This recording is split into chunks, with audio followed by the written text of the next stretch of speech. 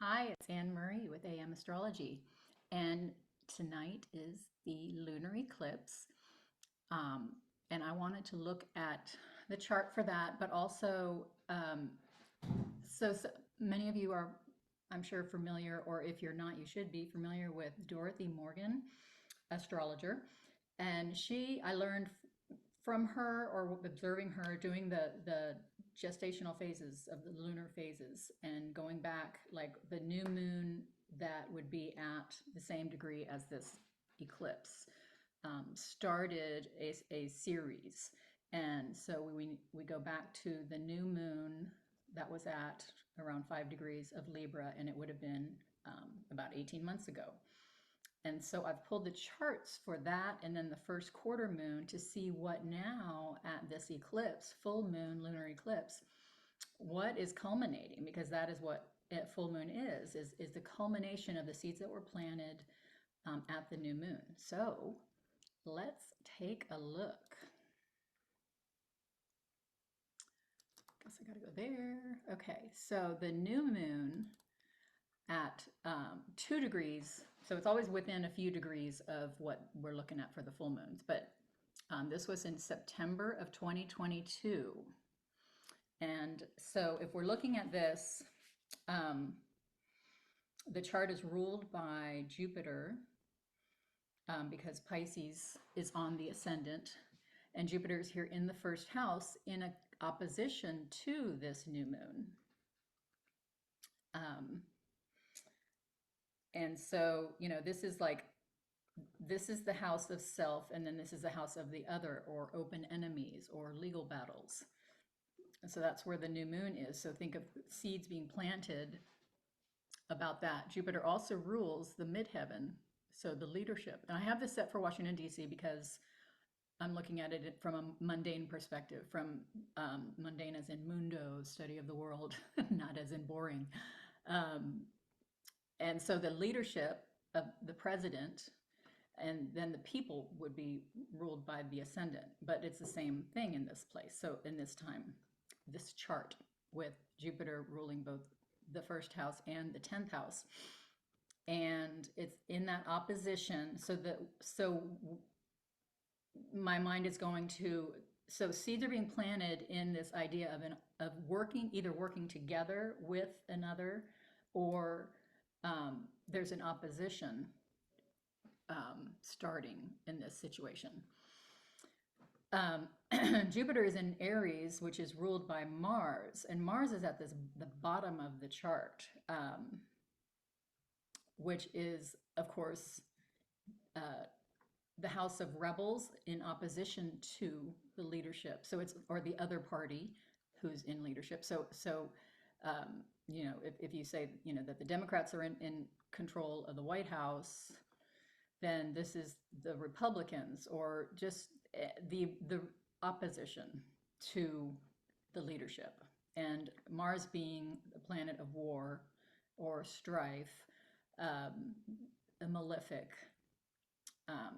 and in this case, actually, the greater malefic, because it's a day chart, there's this sense of aggression, right? So that kind of like adds to this whole idea of the opposition. I have notes, don't let me go off script. So Mars also rules the 9th house of foreign affairs, Supreme Court, the judicial branch of government. There's a squirrel trying to get, he's doing acrobatics outside my front window. And higher learning, that's the 9th house. And then it also rules the 2nd house of our values and our resources. It's in a mutual applying trine to Saturn. So there's a conversation going on here. See, Saturn, I say mutually applying, which makes it even stronger because both planets are applying to each other, because Saturn is retrograde and Mars is direct. And so they're connecting. And Saturn is the other malefic, right? And so there's this malefic conversation going on from Saturn in the 12th house of undoing and hidden enemies and um, places that you want to get away to, like you want to retreat and just get away. So there's, and it's because it's an air sign, both are air signs, Gemini and Aquarius. You've got this, it's a communication, it's thinking, it's planning. Um, so that is being set up in this new moon chart. That seed is being planted. Um, the interesting thing, and we're going to see it in a few other places in this chart, is that this conversation that started 18 months ago between, well, or this, anyway, this is going to be completed at the solar eclipse that happens on April 8th, because Mars will be joining Saturn in Pisces shortly after the solar eclipse next month. Also, so if we look back again at Jupiter, because it's the chart ruler, Jupiter is in a applying, closing, semi-square, bunch of astrology terms there. It's 45 degrees, it's half of a square, right? From Uranus. And so this phase is considered where something's been learned, and you're now at this crisis of wanting to experiment what you've learned, but you're afraid to use that knowledge, and you're looking back and thinking, maybe I want to go back, like maybe I had it better before. So there's this sense at this point in the pattern between the Jupiter and Uranus, where there's like this experimentation it's a crisis of experimentation and fighting the desire to retreat or experiment with what we've learned. That relationship will also be culminating, whereas Jupiter will be conjunct Uranus coming up at shortly after the solar eclipse, April 8th. The actual conjunction is April 20th, I believe. The other semi-square relationship, but this is an opening semi-square, is to Saturn. And so this points back to the great conjunction of Jupiter and Saturn at 0 degrees of Aquarius back in December of 2020. That was, and historically, mundane astrologers look at the great conjunctions of Jupiter and Saturn as timepieces, as beginning of times. If you want to look at any mundane chart, you're going to also consider that 20-year period of the conjunctions between Jupiter and Saturn and see what seeds are planted there. And this is the opening semi-square to that relationship. And so when on an opening semi-square, I talked about this in Kate, I think it was Kate Middleton's chart. Opening squares where you become aware of a crisis. It's the seeds are planted at the new phase, and then at the semi-square, you become aware that, oh, I need to do something. It's like, it's not just going to happen. The plants are not just going to grow. I need to do something. So you're aware of the problem that arises, or the need for action, a crisis of action. That will come. The action has to come by the square. But at the semi-square, you're becoming aware that there is effort that needs to be done, or that there is something that needs to take place, the steps that need to take place for that seeds planted to grow. Now the new moon here is in Libra, and it's ruled by Venus, and Venus is applying to Mercury. It's in a conjunction, and of course Mercury is retrograde, so they're mutually applying. That strengthens that again. And she rules the third house, and she's also like applying to a exact trine to that cusp, which pulls in this idea of communication, right? Because the third house is communication. That conjunction with Mercury is communication. In Virgo, it's details, the minutia of details and critical analysis of what needs to be done.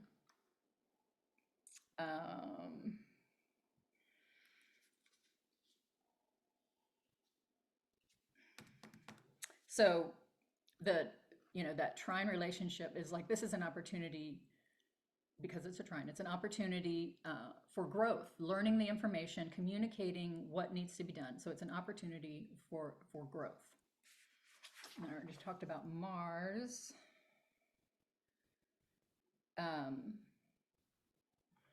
So things that happened in the news at this time that you can think of the seeds being planted, and so things that that were happening in the news could then be a reflection of, or the start of things that come now at the full moon phase or the eclipse.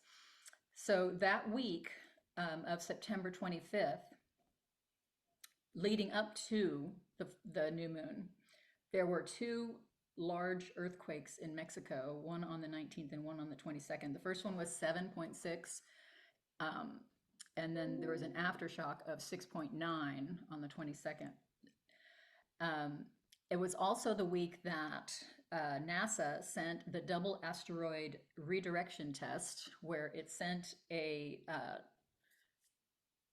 projectile to hit the asteroid and see if it could like change the course of this asteroid. It was Dimorphos was the name of the asteroid, which Dimorphos was either a satellite or a moon that is orbiting or creating a binary system with Didymus, another asteroid. So these two things, I mean, I thought that was kind of really cool that it was this binary, and you're thinking of Libra here, the balancing, the binary, there's two choices, and then you've got the attack. So that's a Mars thing. The explosion or attack of that one asteroid to see if it could redirect it or move it off course. And and that's where we are, like with a full moon eclipse, is also, it's like you need to make a decision. You need to change your course. If you're at an opposition, there's always a change of course. So the next chart would be the first quarter, and this was on June 26th of 2023. And so the sun at that point was in Cancer, but the moon now is at, 4 degrees of Libra. So that's the opening square. So now that's the crisis of action that needs to happen. You need to do something to fulfill the seeds that were planted at the new moon. The moon's in the 5th house. So that's interesting. So it's like, okay, 5th house has to do with children, ambassadors, it's speculation or gambling, taking chances. And so there's an idea of, what to do next in these relationships, Libra, that were started when the seeds were planted in the new moon. The things that were happening in the news at this time, this was when Hunter Biden was offered the plea deal for his tax issue. And all of that news came out about, he purchased firearms and didn't answer the questions correctly or whatever.